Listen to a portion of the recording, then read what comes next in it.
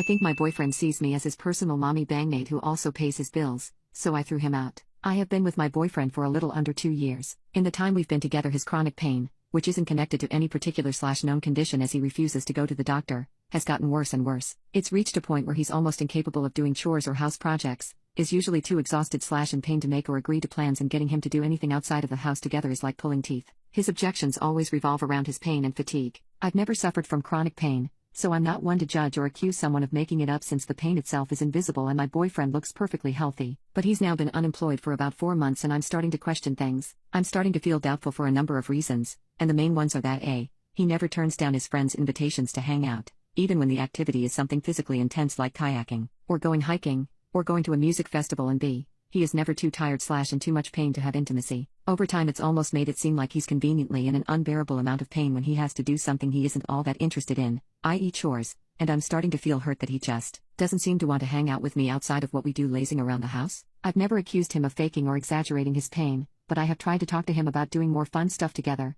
and it always circles back to his pain or him accusing me of trying to keep him from spending time with his friends. I've done a ton of research into autoimmune disorders and other conditions that could be causing his problem, always bringing my findings and suggestions to him, but he just doesn't believe a doctor or any traditional medicine will help him. I'm also bothered because when we go to family outings or parties that we're both invited to, he will talk anyone who will listen ear off about how bad his chronic pain is and how frustrating it is to not be able to find a solution. The thing is, he's not actually looking for a solution. He just smokes weed every day and calls that good enough while lamenting and complaining that his body is the way that it is. He also refuses to return to work because of his pain. I'm happy to support him through hard times, but the fact that he won't work is getting concerning and I feel severely stuck. I'm not interested in supporting him financially on a long-standing basis, but at the moment I partially am by covering some of his expenses. If this post makes me a total asshole for questioning the degree of my boyfriend's chronic pain, so be it. Update: 3 days later, I talked to my boyfriend and told him that he needs to see a doctor or I will no longer be able to support him financially and stand by while he remains unemployed and unmotivated to get the help he needs. I also addressed the idea of managing/balancing his energy levels differently so that we're able to share household responsibilities more effectively,